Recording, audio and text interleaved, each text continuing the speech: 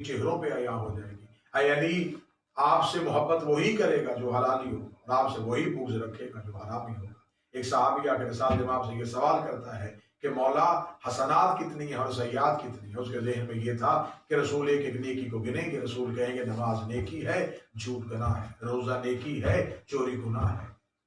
وہ یہ سوچنا چاہتا، وہ دیکھ رہا تھا کہ رسالت امام نیکیوں کی تعداد گنیں گے اور گناہوں کی تعداد گنیں گے، لیکن رسالت امام نے فرمایا کہ نیکی بھی ایک ہے اور گناہ بھی ایک ہے۔ اس نے کہا مولا نیکیاں تو کئی زیادہ ہیں، آپ نے کہا ایک نیکی ہے، فرمایا نیکی بھی ایک ہے، گناہ بھی ایک ہے۔ مولا نیکی کون سی ہے؟ فرمایا حب علی سے بڑی نیکی کوئی نہیں۔ مولا گناہ کون سا ہے؟ فرمایا بغض علی سے بڑا گناہ کوئی نہیں۔ سب سے بڑی نیکی کا نام حب علی ہے۔ اگر یہ ہے تو پھر نماز تقویٰ ہے، اگر یہ ہے تو روزہ صبر ہے، اگر یہ ہے تو حج زیارت ہے، اگر یہ ہے تو زکوٰۃ سخاوت ہے، اگر یہ نہیں ہے تو پھر نماز پڑھو گے تو جھوٹ لکھا جائے گا، روزہ رکھو گے تو چوری لکھی جائے گی، زکوٰۃ دو گے تو کسی کا مال کھانا لکھا جائے گا۔ اس لیے کہ قبولیت اعمال کا نام ولایت علی ابن ابی طالب علیہ السلام ہے۔ شکر پروردگار ہے، لاکھ شکر ہے اس باری تعالیٰ کا جس نے ہمیں اپنی ربوبیت کے اقرار اور رسول رسالت کے اقرار کے بعد امیر المومنین علیہ السلام کی ولایت کے اقرار کو ہمارے اوپر واجب قرار دیا، اور ہم آج بھی اس ولایت امیر المومنین کی گواہی دے رہے ہیں۔ سرکار حضرت امیر المومنین کی ذات وہ ذات گرامی ہے جو وارث قرآن ہے۔ یہ ذات وہ ذات ہے جس نے زمانے میں حسنین جیسے امام عطا کیے، جنہوں نے بقائے اسلام کے لیے علم بردار بنے۔ امیر المومنین کے زندگی کی آخری شب بہت دردناک شب ہے۔ 17 رمضان امیر المومنین کوفے میں اپنی آخری تقریر کرتے اور تقریر میں یہ جملہ کہتے کہ کوفے والوں، میرے بعد کسی یتیم کو ستانا نہ۔ یہ امیر المومنین کی کوفہ میں آخری تقریر ہے۔ آخری روزہ اس شہزادی کے گھر افطار کیا جاتا ہے جن کا نام سیدہ ام کلثوم سلام اللہ علیہا۔ شہزادی دسترخوان کو نعمتوں کے ساتھ بھر دیتی ہے اور امیر المومنین یہ کہہ دیتے ہیں کہ بیٹا، آپ جانتی ہیں کہ آپ کے بابا نے زندگی میں کبھی اتنی نعمتوں کے ساتھ روزہ افطار نہیں کیا۔ نمک اور کھجور کے ساتھ، نمک اور پانی کے ساتھ روزہ افطار کرتے ہیں۔ روزہ افطار کرنے کے بعد پوری رات مناجات الہیہ میں مصروف ہے۔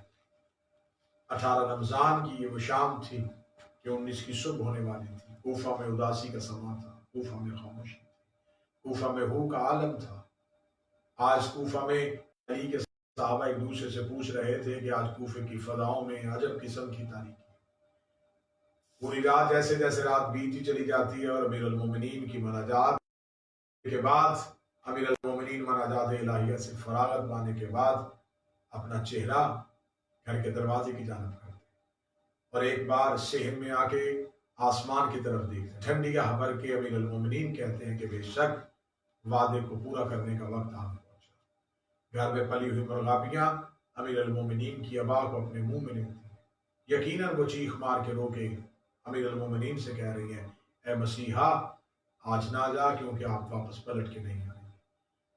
دروازہ پہ جا کے ایک بار واپس مڑ کے گھر کی جانب دیکھا جاتا ہے، اور ایک روایت یہ ہے کہ آپ کا ابا کا کپڑا دروازے کے ساتھ الجھ جاتا ہے۔ شاید باب علی بھی علی کو روکنے میں مصروف تھا۔ امیر المومنین کے قدم مسجد کی جانب بڑھ رہے ہیں۔ جیسے جیسے قدم بڑھتے جا رہے ہیں، فرشتوں کے سروں سے تاج اترتے چلے جا رہے ہیں، فرشتوں کی تسبیح کی آواز رکتی چلی جا رہی ہے۔ جیسے جیسے امیر المومنین کے قدم مرکزی مسجد کوفہ کی جانب بڑھ رہے ہیں، کوفہ میں اداسی کی عالم بڑھتا چلا جا رہا ہے، اور وہ وقت آتا ہے کہ امیر المومنین کا قدم مسجد کوفہ میں آتا ہے۔ مسجد کوفہ میں داخل ہوتے ہی امیر المومنین کہتے قالوا انا للہ و انا الیہ راجعون۔ مسجد کوفہ خالی ہے اور ایک شخص اونٹے منہ لیٹا ہوا ہے۔ جا کے اسے پاؤں کی ٹھوکر مار کے میرے شہنشاہ کہتے ہیں کہ اٹھ، تو اپنا کام کر اور میں اپنا کام کرتا ہوں۔ یہ ملعون، خدا اس پہ لعنت کرے گی، ابن ملجم ملعون تھا جس نے اپنے سینے میں زہر کے ساتھ بجھی ہوئی تلوار کو چھپایا ہوا تھا۔ وہ امیر المومنین پہ وار کرنے کے لیے بیتاب تھا اور امیر المومنین شہادت کے لیے بیتاب تھے۔ محراب کی جانب نفس اللہ کے قدم بڑھتے ہیں، مصلی عبادت پہ وجہ اللہ آتے ہیں، اللہ اکبر کہا جاتا ہے، اور یہ اللہ اکبر شب عاشور حسین کے شہزادہ علی اکبر کی اللہ اکبر جیسی دردناک تھی۔ گھر میں سیدادیوں کے بال کھلتے ہیں، अमीर अल मोमिनीन बारगाह इलाही में पहुंच जाते हैं। नमाज बारी ताला शुरू हो जाती है और बिल्कुल नाफिला नमाज का एक सजदा अदा होता है और मौला अमीर अल मोमिनीन के सर पे ज़रब मारता है। ज़रब का लगना है या जबरील के सर से ताज उतरता है और चीख की आवाज़ आती है, कद कुतिला अमीर अल मोमिनीन, ऐ कूफे वालों अमीर अल मोमिनीन खत्म हो गए और हदायत के रुकन ज़मीन पे गिरा दिए गए, हदायत के मीनार को ज़मीन पे गिरा दिए गए। चीखती हुई आवाज़ें कूफा में गूंजती हैं और अली के बेटे मस्जिद कूफा की जानब दौड़ते हैं। जो ही मस्जिद कूफा की जानब दौड़ते हैं तो अमीर अल मोमिनीन की हालत में पाया जाता है कि सरकार का सर मुबारक ऐसे है जैसे कारी के हाथों पे खुला हुआ कुरान है। जनाब हसन अमीर अल मोमिनीन का सर मुबारक अपने जानों में अक़दस में लेते हैं। अमीर अल मोमिनीन की आंखें खुलती हैं और जनाब हसन को कहा जाता है कि पहले नमाज अदा करवाई जाए। नमाज इमाम हुसैन अलैहिस्सलाम की बड़ी मुश्किल थी, लेकिन यकीनन आज के रमज़ान 40 हिजरी 19 रमज़ान को जनाब हसन की भी बड़ी मुश्किल है कि जब आपका लहू मुसल्ले पे था और इमाम हसन नमाज के लिए तकबीर कहते अल्लाह अकबर, नमाज तमाम होती है। अमीर अल मोमिनीन को चारों तरफ से शहजादे अमीर अल मोमिनीन के इर्द गिर्द इकट्ठे हो जाते हैं और कितना बड़ा वो दर्दनाक हिस्सा था जब कातिल को शरबत पिलाने के लिए अली अपने बेटों से अब्बास का इंतखाब करते हैं। जनाब अब्बास इब्न अली के हाथों में शरबत का प्याला दिया जाता है कि कातिल को शरबत पिलाया जाए। जख्मी अमीर अल मोमिनीन को अमीर अल मोमिनीन के सीने मुक़द्दस की तरफ लेके जाया जाता है और दरवाजे पे जाके अमीर अल मोमिनीन रोक देते हैं कि सहाबा को वापस भेज दिया जाए, क्योंकि मैं गवारा नहीं करता कि किसी सहाबी की आवाज़ मेरी शहजादी के कानों में चली जाए और शहजादी की आवाज़ किसी सहाबी के कानों में आए। ये पर्दाए ज़ैनब का इंतज़ाम किया जाता है। या अली, आज पर्दाए सैयदा का इतना इंतज़ाम है, लेकिन वो वक्त दूर नहीं जब शाम के बाजार में आपकी यही शहजादी दरबार में और बाजार में चादर का सवाल करेगी।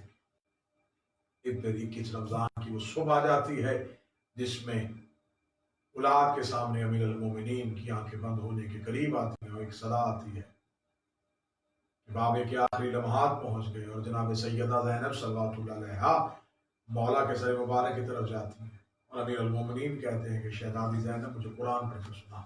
बीबी तलावत कुरान करती है और अमीर अल मोमिनीन हाथ का इशारा करके कहते हैं कि बस मुझे तेरा लहजा सुनना था, अब मुझे यकीन हो गया तो शाम के बाजारों में खुद में पढ़ ले।